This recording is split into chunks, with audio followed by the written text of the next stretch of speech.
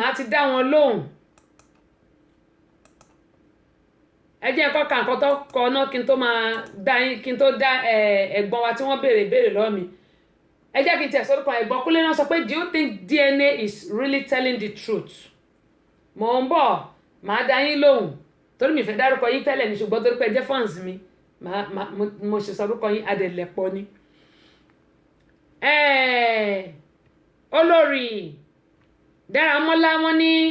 ok mo ti kà yín Fákànsí para ìyá àrà náà ní Fákànsí ń para bẹ́ẹ̀ ni bí yóò bá ṣe wí nìyẹn ìyá àrà ní ó máa ga o kí ló dé ṣe kí ló dé yẹn gan-an náà lèmi náà ń béèrè kí ló dé yẹn gan-an náà nínú ọmọ mẹ́ta kò tiẹ̀ sí kankan tó jẹ́ tiẹ̀ Sàràkọ́ ní Canadian man yarí o kò ní yarí ìyá mi tẹ́gbẹ́ gbogbo owó tó ń rí owó ojú eégún ṣẹbẹ́gbọ́ tí arábìnrin kan tó ṣépè fún gba àwọn tó wà nílùú òyìnbó owó ojú eégún tó fi rán ọmọ lọ skul tí ọmọ pé kì í ṣọmọ ẹ̀ bó bá jẹ́mi náà nírú ọkùnrin bẹ́ẹ̀ mi ò gbọ́dọ̀ parọ́ fún yín búlò kékeré ló fóbìnrin yẹn màá fún ní ìtọ́jú búlò yẹn lọ àfi tá a bá ń parọ́ tanra wa jẹ ó bá jẹ́mi ní ọkùnrin yẹn náà o búlò tójú yẹn lọ ni màá fún lóòótọ́ búlò yẹn bá ní pé búlò yẹn ti pọ̀ jù náà kásò tọrọ torí black blue green yellow ní gbogbo ojú obìnrin yẹn ṣùgbọ́n ṣe mọ̀ pé àwọn obìnrin lára àyà and the woman is wicked yàrá bẹ́ẹ̀ ni the woman is wicked ìdí àtúmọ̀ tí mo sọ bẹ́ẹ̀ ni pé kí ni ọkọ ò bá rí ṣe fún ẹ ọmọ mẹ́ta tún wá lè tètè sọ fún lásìkò kó kúkú gba kámú kó má wulẹ̀ lọ ṣe DNA rárá ó ní pé kóun mú wọ àtàwọn ọmọ kẹjọ wá sí Canada kẹjọ máa jọ gbádùn láìvù yín kẹjọ máa jọ ṣe ilé ayé yín kọ́kàn yín lè balẹ̀ kó o lè gbádùn ilé ayé ẹ ló dẹ̀ di pé DNA sọ pé òun kọ́ ló lọ́mọ mẹ́tẹ̀ẹ̀ta arákùnrin yìí ó wá ronú ìgbà tí àkọ́bí ẹ̀ tí ó ń dà wọ́n láàmú tó jẹ́ pé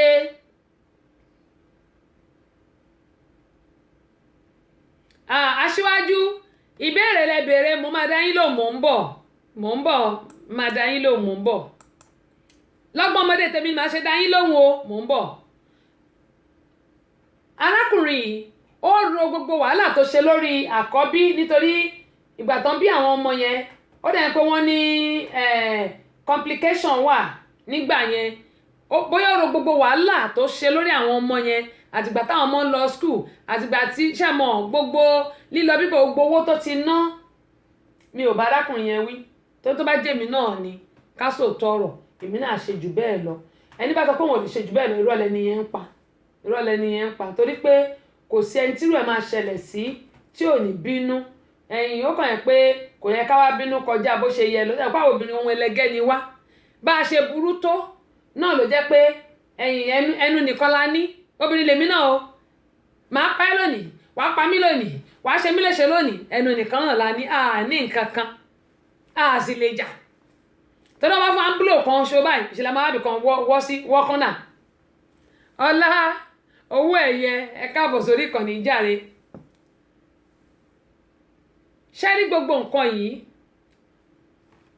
òun ló mú arákùnrin yìí ló ṣe wòye pé kí lọmọbìnrin yìí ṣe fún mi ó dẹ̀ nífẹ̀ẹ́ ìyàwó ẹ̀ débi tó jẹ́ pé kò sí nǹkan tí kì í ṣe fún ìyàwó ẹ̀ ní ti ìtọ́jú ní ti owó ní ti gbogbo nǹkan wípé kí àwọn lè jọ wà kọ́kàn wọn lè balẹ̀ kí àwọn lè jọ pẹ́ fún ara àwọn ṣùgbọ́n ṣàmọ̀pọ́rí tó bá máa jẹ́ kó ní bó bá wà nílọrin yóò dé lọrin yẹn kó tó lọ jẹ́ bó bá sì wà ń bàdàn bó bá jẹ́ pé abẹ́òkúta ní kó ẹ̀ wá yóò dàbẹ́òkúta kó tó lọ jẹ́ yóò kó ní ìbàdàn tó bá wà yóò lọ jẹ́ kó yẹn bí tó bá yẹ kó ti jẹ́ onímọ̀ yín sọ fún àwọn obìnrin pé kì í ṣe gbogbo obìnrin ló yàgàn ṣùgbọ́n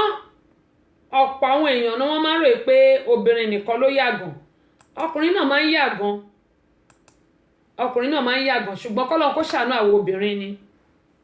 kọ́lọ́n kó ṣàánú wa náà máa ń rò pé obìnrin nìkan ló yàgàn ṣàwárí ti arábìnrin yìí o ìyìn tí ìsọ̀tà arábìnrin yìí o torí pé arábìnrin yìí ọ̀rọ̀ tí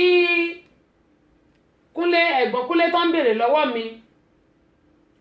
òótọ́ ni DNA máa ń ṣe ló máa ń sọ nítorí pé mo ṣe DNA.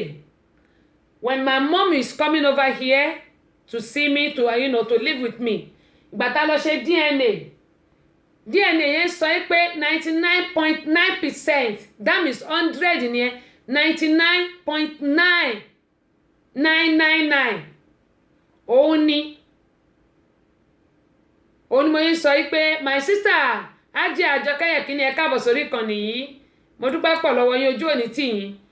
Òun ni mo yín sọ pé DNA is telling the truth. DNA is telling the truth. Torí ẹlòmíì máa ń ròyìn pé DNA kò ń sọ òótọ́ ọ̀rọ̀. DNA is telling the truth. Ṣé ẹ ti gbọ́ ẹ̀gbọ́n Kúnlé? DNA ò kí ń parọ́ o, kò ń parọ́. Tí wọ́n bá fẹ́ mú àwọn èèyàn tó bá ṣe nǹkan bóyá wọ́n ṣẹ̀,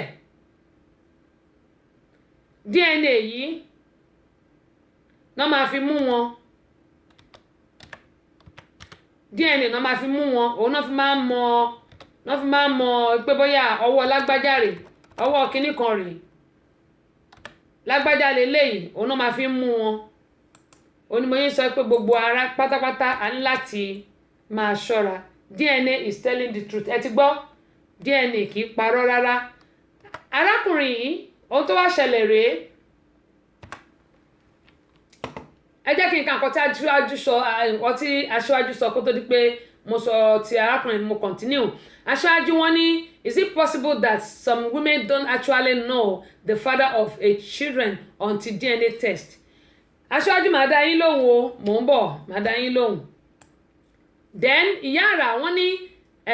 these are the things that generate hatred in marriage. Bẹ́ẹ̀ ni, men also has their own fault. Bẹ́ẹ̀ ni, but women action are most complicated. Parọ́ rárá. Olórí Dáramọ́lá wọ́n ní obìnrin ló mọ ọmọ ọkọ, yóò dà fún yín tí ó pọ̀. My sister Ajé Àjọkẹ́ Yẹ̀kínní, mo ti miss yín gan o, mi ì ṣeré o, mo ti miss yín o. Wọ́n ní good evening sister, good evening ma. Àrẹọlá Fúnmilọ́lá wọ́n ní good evening ma. Ẹ̀yin náà ẹ káàbọ̀ ma. Ṣẹ́rí aṣáájú ìbéèrè tẹ́kọ́ béèrè pé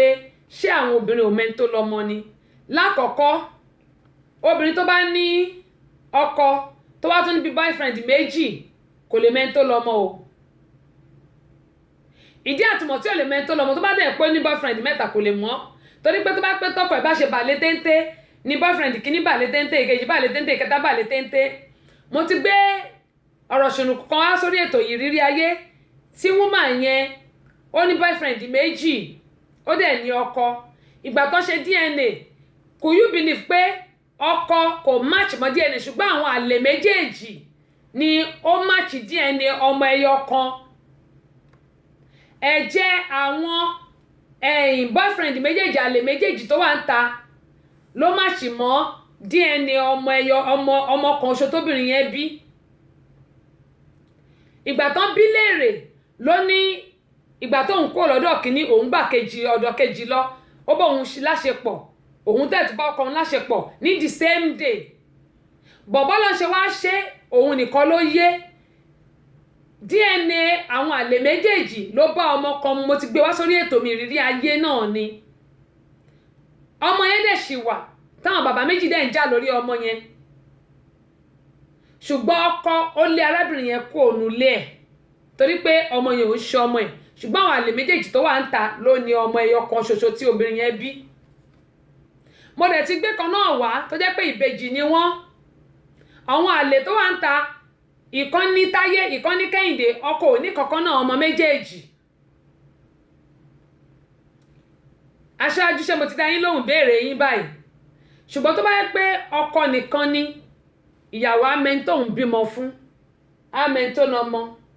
Níní Ọlábákàrẹ̀ ẹ káàbọ̀ sórí ìkànnì yìí, àdúpẹ́ o, amẹ́ńtò lọ́mọ. Ṣùgbọ́n tó bá ti ní pé ó ní boyfriend kí ló ní kejì ó ní kẹta, tán dẹ̀ jọ bá a lò papọ̀ at the same time tó tún wá lọ jẹ́ pé ó bọ́ sí ovulation period ẹ̀, kò sí bó ṣe fẹ́ ṣe. Báwo ló ṣe fẹ́ mẹ́ńtò lọ́mọ? Ẹlòmíà ní ṣèbí kékeré kan ló bọ́kàn máa kán sí ni, kékeré tó kán sí lẹ́ẹ̀kínní, ìkejì tó kán sí lẹ́ẹ̀kejì,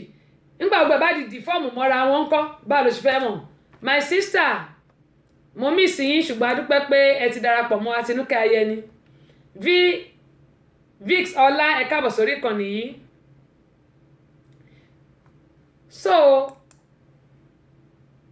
yàrá wọn ní DNA will never lie bẹ́ẹ̀ ni but obìnrin ló máa ń mọ ẹni tí ó lóyún fún bẹ́ẹ̀ ni ṣùgbọ́n bó bá ti ní kìíní tó ní kejì tó ní kẹta tó ní kẹrin o lè mẹ́ tó lóyún fún o. Ọmọ kan wà lọ́dọ̀ wa ń bí báyìí she's 13 years old ó lóyún kò mọ ẹni tó lóyún fún. I'm telling you the truth. Wọ́n ní kó máa lọ wá àwọn ó ti wá ọkùnrin mẹ́fà wá ó ti wá ọkùnrin mẹ́fà wá bí mo ṣe ń sọ̀rọ̀ yìí nínú àwọn mẹ́fẹ̀ẹ̀fà wọn ọ̀dẹ̀ tí rẹ̀ ń tó lóyún nu wọn àwọn mẹ́fẹ̀ẹ̀fà kẹ́ ló bá sùn ló bá aláṣepọ̀ wọn ọ̀dẹ̀ tí rẹ̀ tí mẹ́ ń tó lóyún. Ìyẹn tún kọ́ òun ni mo ṣe ń sọ fún wa pé kí Ọlọ́run Olódùmarè kó ṣàánú fún wa. Eléyìí tí mo wá ń sọ lọ arákùnrin yìí ló bá fi gbogbo pọ́ǹchì ẹ́ẹ̀gì ló bá fi gbá gẹ́ yìí ló pọ́ǹchì ẹ̀ dáadáa ṣùgbọ́n òun ni mo ti fi wọ̀nyí yẹn bó ṣe pọ́ǹchì ẹ̀ tó kí ló kàn mekuna kẹrù ẹ o na your load be that o àbí ọmọ mẹ́ta tọ̀ntọ̀ ọmọ mẹ́ta a ní mekuna carry your load o na your load be that o ẹ jọ̀ọ́ ta ló fẹ́ gbé ọmọ mẹ́tẹ̀ẹ̀ta fún. Ọkọ wa padà sí Canada arákùnrin yóò lè padà sí Nàìjíríà mọ́ that's number 1. Number 2 kò lè fẹ́ obìnrin yìí mọ́. Number 3 kò lè gba àwọn ọmọ yìí lóòótọ́ àwọn ọmọ yìí mọ̀ ní bàbá ṣùgbọ́n kò lè gba àwọn ọmọ tó bá ń rí àwọn ọmọ yìí ìbànújẹ́ ayérayé ló máa jẹ́ fún un. A wá ṣe padà sí square 1. Doyinsola Modinat Adéníjì láti HM to my sister ẹ káàbọ̀ sórí ìkànnì yìí àdúpẹ́ lọ́wọ́ yín o yóò dà kò ní bàjẹ́. Ṣé mọ̀ a ṣe wà bẹ̀rẹ̀ láti square 1 nítorí gbogbo àwọn ọmọ tó ti gbọ́kànlé wípé àwọn ọmọ òun nìyí kò ní àgbọ́kànlé kankan mọ́ o ọmọ mẹ́ta tó ní nìyẹn nítorí ẹ̀ lárákùnrin yìí tí ò ṣe bí ọmọ mi nílùú òyìnbó. Ọlọ́run ní ṣètò ẹ̀ my sister Doyinsola Ọlọ́run ní ṣètò ẹ̀. Ṣé mọ̀ pé nítorí ẹ̀ ni arákùnrin yìí ò ṣe fẹ́yàwó ìmí nílùú Canada. Ẹni ìpínyà ti dé Yàrá ló ní 1-2 ẹ wá wò ó ní mo ṣe ń sọ fún wa pé kí ni àwọn obìnrin kí là ń bá ká. Mo máa ń sọ nǹkan kan Ọlọ́run ló ń fúnni lọ́mọ kì í ṣe èèyàn. Bó bá wà nílé ọkọ tí ò bá tí ì bímọ má rora ẹ pin má jẹ́ káwọn fámílì ọkọ máa sọ pé ajáde apẹ̀rẹ̀ náà gbé sí ìkíni ètè máa ń bí mi nù ni. Àwọn fámílì ọkọ mi máa ní ó jẹ́ lọ fẹ́yàwó mi ṣájáde apẹ̀rẹ̀ tó gbé sílé yẹn bẹ́ẹ̀ nípa àwọn Ọlọ́run ní ètò fún oníkálukú àsìkò oníkálukú ò dẹ̀ ní ìyá. Doyinsola Modinat wọ́n ní yes ma ẹ ṣeun ma Ọlọ́run ló ń ṣe mà Ọlọ́run ká dúpẹ́ lọ́wọ́ ẹ̀. Àsìkò oníkálukú kò ní ìyá ìgbà tẹ́dàdẹ́dà tó oníkálukú dá àsìkò yẹn Ọlọ́run ti mọ bó ṣe máa rí gbogbo àwọn ẹ̀dá kan gbìyànjú ni Ọlọ́run ọba nìkan ló mọ̀. Ẹnikẹ́ni tí wọ́n bá nípa láti ṣèrànlọ́wọ́ fún òun náà ní ẹnìkejì rẹ̀ tọ́jú rẹ̀. Ìdí rèé o tí a fi ṣe àgbékalẹ̀ the Center for Family Resources and Women Empowerment. Àjọ tí ń ṣe ìrànlọ́wọ́ fún ẹbí aláìní pàápàá jùlọ àwọn obìnrin tó kù díẹ̀ káàtó fún láwùjọ wa. Àjọ yìí kò lọ́wọ́ ìjọba nínú rárá o. Kájọ gbòòrò ìtura síbi tí bàtà ti ń ta àwọn aláìní lẹ́sẹ̀ jákèjádò orílẹ̀-èdè Nàìjíríà àti lókè òkun. Oúnjẹ la ní ni aṣọ owó àti bẹ́ẹ̀ bẹ́ẹ̀ lọ. Ṣé ìta òde fi múnú aláìní dùn? The Center for Family Resources and Women Empowerment. Account number wa ni 3137723842 First Bank ní Amẹ́ríkà. Ẹ pè CEO sórí 07091275508. Ní Nàìjíríà nílùú Ìbàdàn ẹ pè bí sórí 00331452275. Lábẹ́ Òkúta ẹ pè Olútáyọ̀ sórí 07031644941. Nílùú Èkó ẹ pè Olúmọ̀mí sórí 08033 535310. ẹ jẹ́ ká ṣọlá ìnílò rẹ̀ àwa náà ní dáláàánú o. ìyára ẹ̀ṣẹ́ Mohammed gbà sọ ni ìṣẹ̀rí mẹ́gbà sọ èmi tó yẹ pé ilẹ̀ haúsá náà bí mi sí Kánò náà bí mi sí akọ̀ǹda ọgbẹ̀ mọ́ra wọn náà ní ìmọ̀ èdè tí mò ń sọ gan pàápàá àṣà ń sọ Yorùbá kọ́lọ́njà ṣàánú wa ìgbẹ́gbà mo kàn ń gbìyànjú pé ká mọ́kàn máa gbìyànjú náà ni ẹ bá gbọ́ àwọn ọmọ táwọn ọmọ mi bá sọ ẹ̀gbá fún yín báyìí ẹ máa wò pé bẹ́ẹ̀ lóyìnbó náà ọmọ èdè wà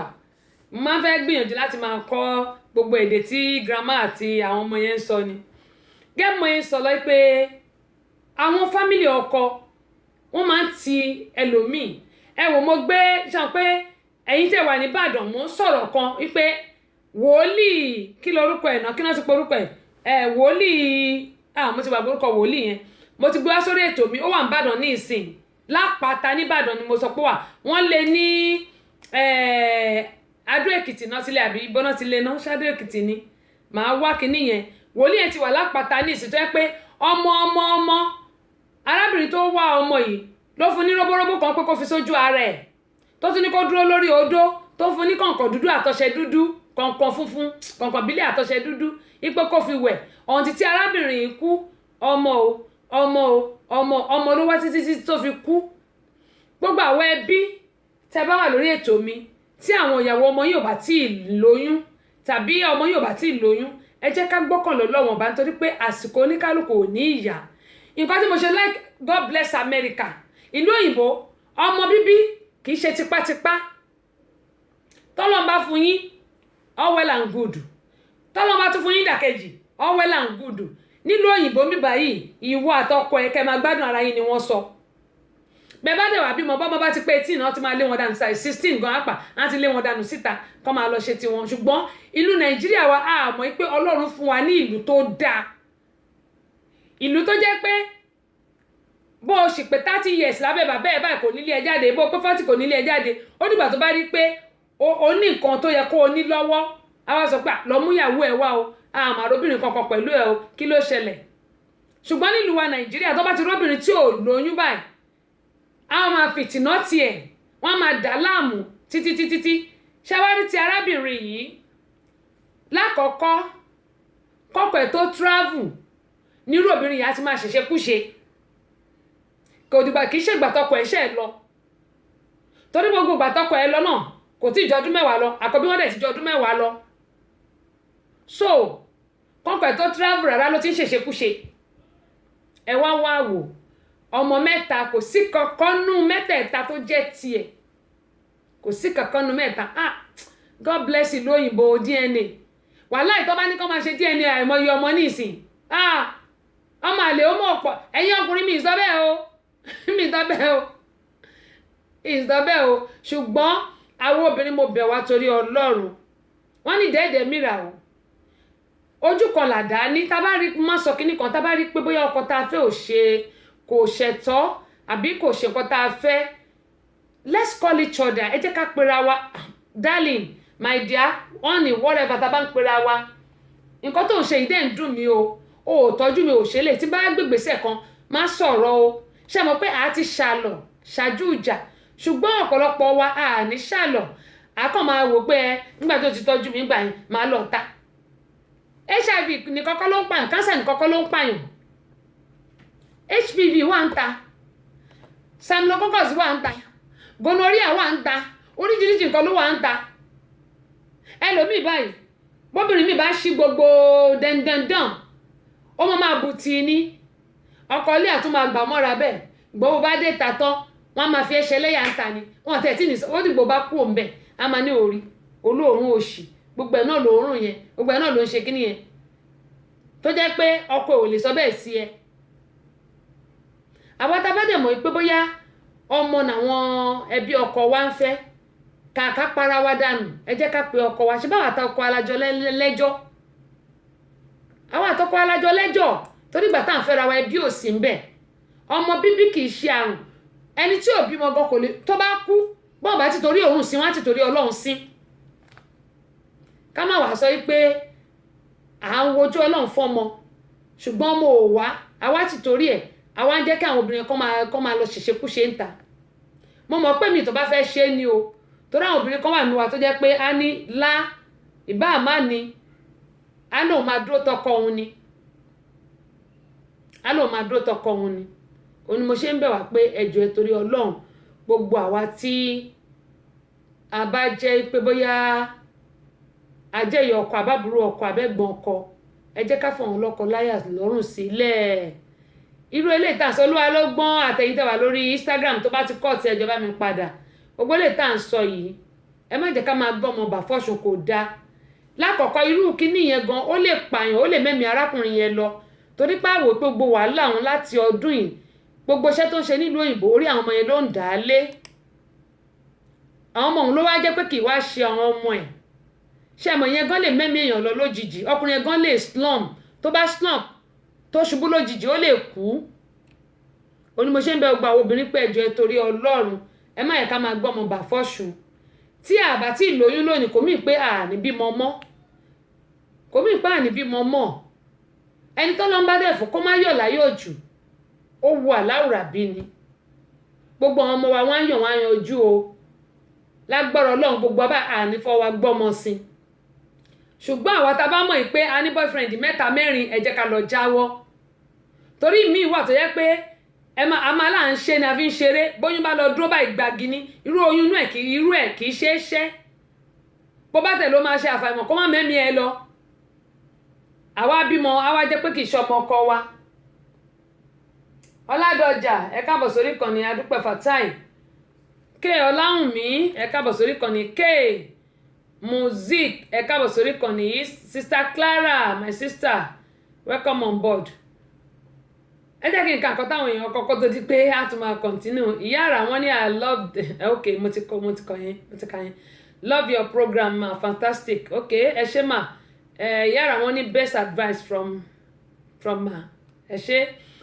Dóyìnsọ́lá wọn ní ó ga o my sister abẹ́yìn náà fẹ́ wò punching bag ní blue ń bí red ń bí black ń bí gbogbo ẹ̀ ní ló wú kúdukúdu ẹni tó pretty tẹ́lẹ̀ sọ́ọ́lì olígbilé mo mọ̀ pé láti sẹ́yìn ni mo mọ̀ ẹ káàbọ̀ padà Ìdáyàt Ẹniọlá adúpẹ́ lọ́wọ́ wọn ní àmì o àdúrà gbogbo ayé ó gbà olórí Dáramọ́lá Sàlàkọ̀ wọn náà ní àmì Mọ̀dínà Dóyìnsọ́lá Mọ̀dínà àwọn náà ní àmì èmi náà ṣàmì o mo ṣàmì mo gbé tọ́ ẹ̀mí torí èmi náà mi ní fọwọ́ mi gbọ́mọ sí láti Elédùmarè mi sì ní dààmú gbogbo ọmọ tọ́lọ́ bá fún àwọn oúnjẹ àjẹmọ́nú fún wa láṣẹ Elédùmarè àníwá wọn tí ó lágbára Ọlọ́run. ẹnikẹ́ni tí wọ́n bá nípa láti ṣèrànlọ́wọ́ fún òun náà ní ẹnìkejì rẹ̀ tọ́jú rẹ̀. ìdí rèé o tí a fi ṣe àgbékalẹ̀ the Center for Family Resources and Women Empowerment àjọ tí ń ṣe ìrànlọ́wọ́ fún ẹbí aláìní pàápàá jùlọ àwọn obìnrin tó kù díẹ̀ káàtó fún láwùjọ wa. àjọ yìí kò lọ́wọ́ ìjọba nínú rárá o kájọ gbòòrò ìtura síbi tí bàtà ti ń ta àwọn aláìní lẹ́sẹ̀ jákèjádò orílẹ̀-èdè Nàìjíríà àti lókè òkun. oúnjẹ lálé ni aṣọ owó àti bẹ́ẹ̀ bẹ́ẹ̀ lọ kò sí ìtàn lè fi múnú aláìní dùn. the Center for Family Resources and Women Empowerment account number wa ni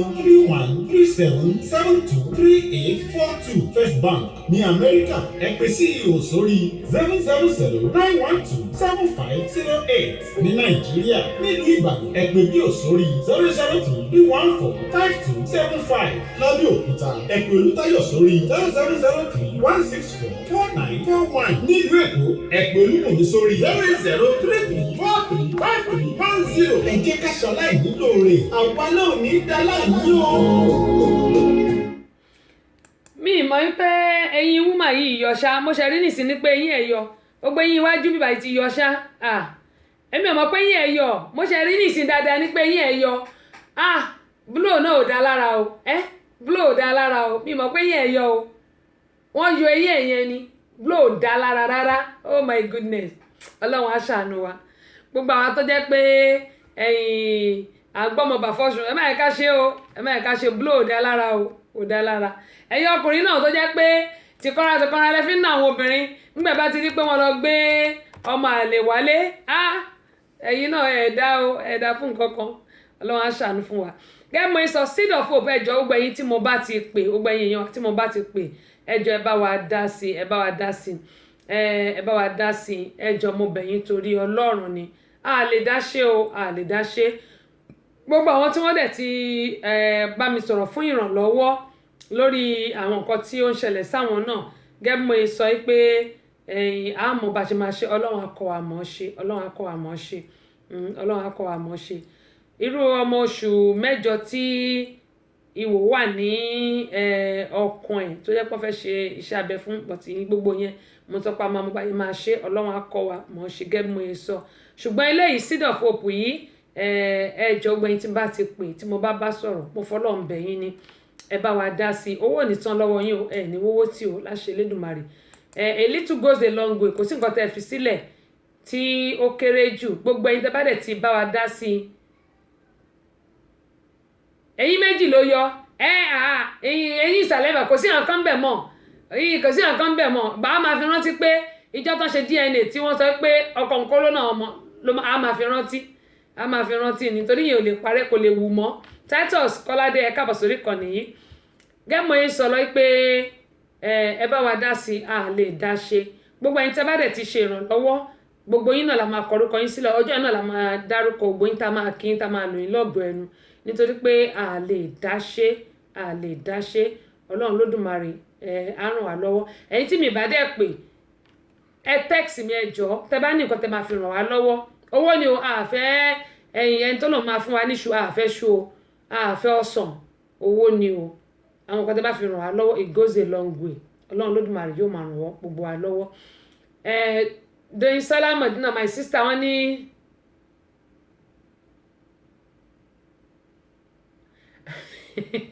ó bá fine girl jẹ́ mo ti gbọ́ òun náà máa fi rántí pé next time kò ní máa gbé ọmọ bàfọ́sùn mọ́ á máa gbé ọmọ lọ fún bàbá ẹ̀ nígbà tí Canadian mọ́dún tó ti lọ sí Canada tó ní pé kò ń múyàwó àtàwọn ọmọ lọ́wọ́ wọn bá sọ pé kò ń ṣàwọn ọmọ ẹ̀ ta ló lè gbàrú ẹ̀ wò ó ẹ jẹ́ kí n gbé yẹn tì ìmí tó tún dà bẹ́ẹ̀ òun náà ni eléyìí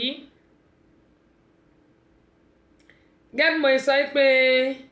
ohun tó ń ṣọṣẹ́ ò tó nǹkan ṣe mọ̀ pé mo sọ ìjọ kejì Valentine tí mo ní pé ọkọ tó ń travel tíyàwó ní pé kó má travel tíyàwó ẹ̀ tó sọ fún tọkọ yẹn ò gbọ́ ṣe mọ̀ pé mo sọ ní ìjẹsàn ní Friday tí mo níyàwó dẹ̀ mú ọ̀bẹ ó dẹ̀ fi gún ọkọ ẹ̀ pa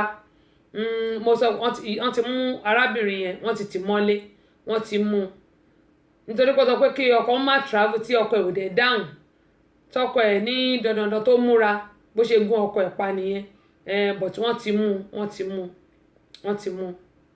ìyẹn ni mo ní pé kí n sọ fún wa wọ́n ti mú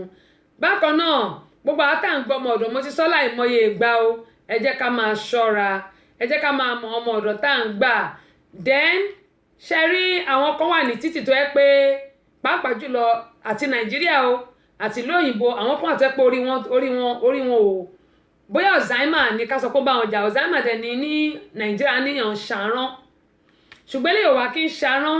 mo máa ń sọ fún wa we have to be very very careful ẹ jẹ́ kí gbogbo wa ṣẹ́rí kì í ṣe ọgbẹ́ni tó rìn títì ní èèyàn gidi o àwọn ẹlòmíín rìn títì tó yẹ pé nọ́mbà 6 wọn ò ṣiṣẹ́ ọ̀pọ̀ lórí wọn kò dángájíá and we have to be very very careful pàápàá jùlọ àwọn táwa nílùú òyìnbó ẹ̀pẹ́ lamẹ́ríkà ń bí ìbọn ni gbogbo wọn kàn máa ń gbé ẹ wo nǹkan tó ṣe ẹ̀yin táwa lórí Instagram ṣe ń rí ok ọwọ́ mi ò ṣọwọ́ kò wọ́ ok ṣe rí ẹ máa wo gbòòsà ẹ máa wo nǹkan tó ṣe o ṣe rí nǹkan tẹ́ ń wò yìí ó ní mo sọ pé kì í ṣe ó gbé èèyàn ní orí ẹ̀ pé ẹ wò dáadáa kì í ṣe ó gbé èèyàn tá à ń rí níta tó ń rìn lórí ẹ̀ pé ṣe rí pé wọ́n páàkì mọ́tò méjì síbẹ̀ yẹn mọ́tò méjì tí wọ́n páàkì yẹn ṣe rí pé máa ń reverse ẹ bó ṣe reverse ẹnìkan dẹ̀ dúró máa ń driver wà níbi ọkọ̀ yẹn wò ṣe ló gbá driver yẹn mọ́ ibi ọkọ̀ ẹ̀ ṣe rí pé ó ti ń lọ ó gbá driver yẹn mọ́ ibi ọkọ̀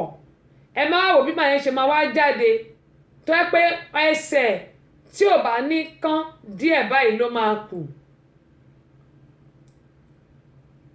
ẹ jẹ́ kí n gbé padà sẹ́yìn kẹwò tẹ́sẹ̀ ò bá ní kán díẹ̀ ló máa kù. kí ni tí mo ṣe ń sọ eléyìí ni pé kí gbogbo wa kí a máa ṣọ́ra àwọn olóríkórí wọ́n pọ̀ǹta ẹ̀wò bó ṣe reverse máa yẹn wà nídìí ọkọ̀ fẹ́ wọnú ọkọ̀ ní o ṣẹ́rí ó gbá máa yẹn mọ́ ibi ọkọ̀ ẹ̀ ni ṣẹ́rí máa yẹn ṣẹ́rí bóyá sáré ó gbá mọ́ ibi ọkọ̀ ẹ̀ ó dẹ̀ ń lọ pàápàá jùlọ nílùú òyìnbó tá a wà yìí àwọn tọ́pọlọ wọn ò pé tọ́pọlọ wọn ti dàrú wọ́n pọ̀ lójú títì ẹlòmíì á kàn yọ ìbọn for no reason. lákọ̀ọ́kọ́ gbogbo wa Títílayọ̀ Sùlú ẹ káàbọ̀ sórí ìkànnì yìí lákọ̀ọ́kọ́ gbogbo wa tá a bá ti rí ibi táwọn èèyàn ti péjọ ẹ jẹ́ ká máa ṣọ́ra wa ẹ má ẹ̀ka kan máa ṣe ojú mi tó olórí Dáramọ́lá wọn ní ọpọlọ wọn wà upside down exactly that's the word ó wà upside down kì í ṣe gbogbo àwọn tá à ń rí títì yẹn ni ọpọlọ orí wọn pé ẹlòmíì wà ó wà depressed yálà ìpéyàwó ẹ̀ ti kọ́lẹ̀ ni torí bíbá tí obìnrin bá kọ ọkùnrin lẹ̀ Alábí Olúfẹ́mi káàbọ̀ sórí ìkànnì tóbìnrin bá kọ ọkùnrin lẹ̀ wọ́n lè torí ẹ̀ kọ́ pa ìmọye èèyàn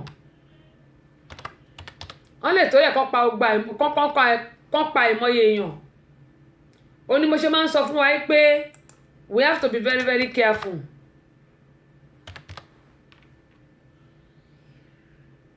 àwa tá a bá dẹ̀ rí pé àwọn èèyàn wọ́n ń jà ẹ má jẹ́ ká dúró síbẹ̀ gẹ́mú ìsọ́lẹ̀ kan pé ọ̀pọ̀lọpọ̀ ló jẹ́ pé tí àwọn wọn bá ti fi wọ́n sílẹ̀ báyìí kò sí nǹkan tí wọn ò lè ṣe wọ́n máa wà depressed tán bá dẹ̀ ti wà depressed wọ́n kàn máa pààyàn kiri ní lágbára Ọlọ́run lágbára Olódùmarè. Ìyá Sùlú ẹ ti pẹ́kẹ́ tó wọlé wọ́n ní ẹni kí ni topic òun ni man beat mercilessly